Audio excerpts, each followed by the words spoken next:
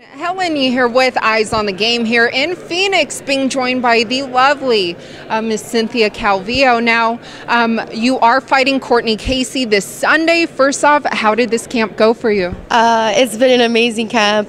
Originally, we were supposed to fight January 26th, before the card got canceled, UFC 233, I believe it was. So it gave us an extra 3 weeks, which is always nice, especially when you're cutting weight. You have a little bit more flexibility, and I was able to enjoy the holidays a little bit more for Christmas time, because at first I was like, Mom, I'm not eating no tamales this time, but I was able to eat some. And the weight cut's going great. Unfortunately, like I said, the last fight I had a mishap. This time around, we made sure that we cleaned everything up, and we prevented the errors, and it's going great. Just got to finish it off tonight. Yes, almost there, right? But what major changes did you make, in the weight cut?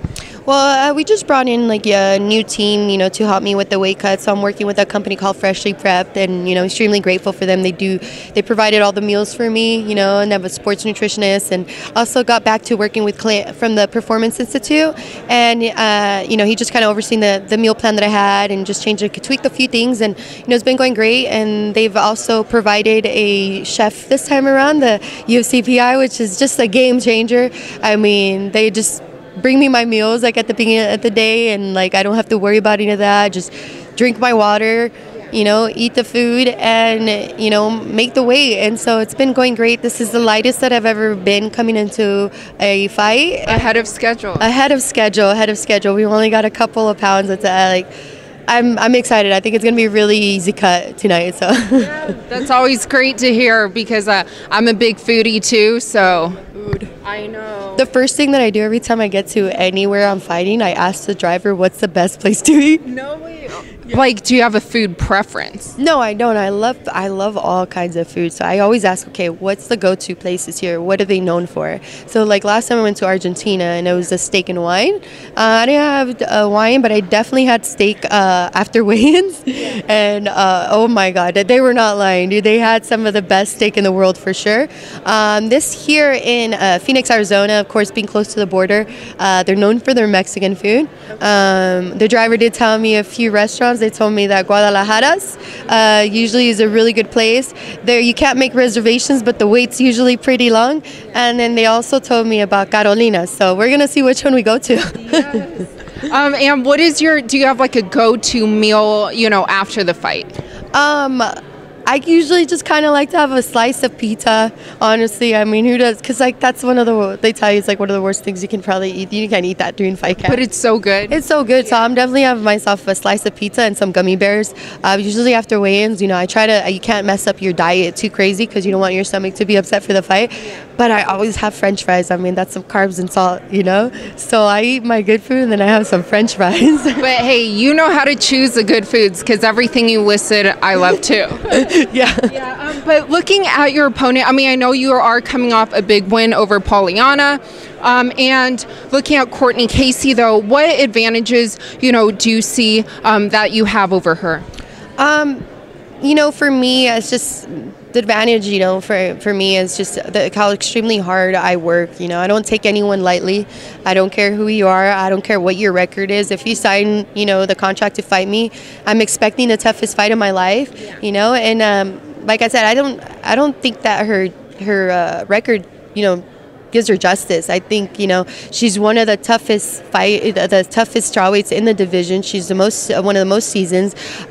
She has had probably, she's always down to fight. She never says no to any fights. So for that reason, she's always had last minute fights, and still come out with really close split, either wins or losses. But she's not an easy person to finish. So I'm not going to take her lightly. As they say, you give somebody an inch, she'll take a mile. So I'm expecting one of the hardest fights of my life. After, though, I know you guys don't like to look ahead, but I did talk to Joanne Calderwood a few months ago, just because I think I saw something on Instagram between you two, and of course I know you guys fought before, but what was the reason of that whole situation that played out online? For me, honestly, it's very unfortunate, but people like to kick a dog when it's down. I just don't think that it was a nice thing for her to post a picture of me looking like shit, missing weight after the time that we fought. She missed weight by the same amount, and she still had time to cut and try to, but I said no. She came up and she apologized. She said, hey, I'm not going to make weight. And I said, that's fine. I totally understand. I know how it is for us girls. Like, don't worry about it, and I never made a big fuss about it. I never said anything. Sure enough, my turnaround comes. I had such a long layoff. It wasn't one of the best years for me. And, I ended up missing weight. It was because it was out of my hands. My body was going through a lot of things, and it just wasn't letting me. I got shut down. And, she went on like couple hours right after missing weight before my fight, karma's a bitch, blah blah blah. She was trying to say that it was like she felt bad, but the way that she worded it, it was kind of like, why would you say karma's a bitch? Is it like a payback on what? I mean, she missed weight and she lost the fight. At least I'm midweight and I won the fight. So where's the room to talk? So for me, it was just kind of like, this doesn't make sense. I've never said anything bad about you. I've never done anything. And she's always kind of had a little bit of a chip shoulder about that situation. And so that's why I had to clap back. I was like, hey, let's run it back, later on. I was like, but seriously, that wasn't cool. Like, why are you trying to kick me while I'm down? When I was nothing but sympathetic towards you when you missed weight against me.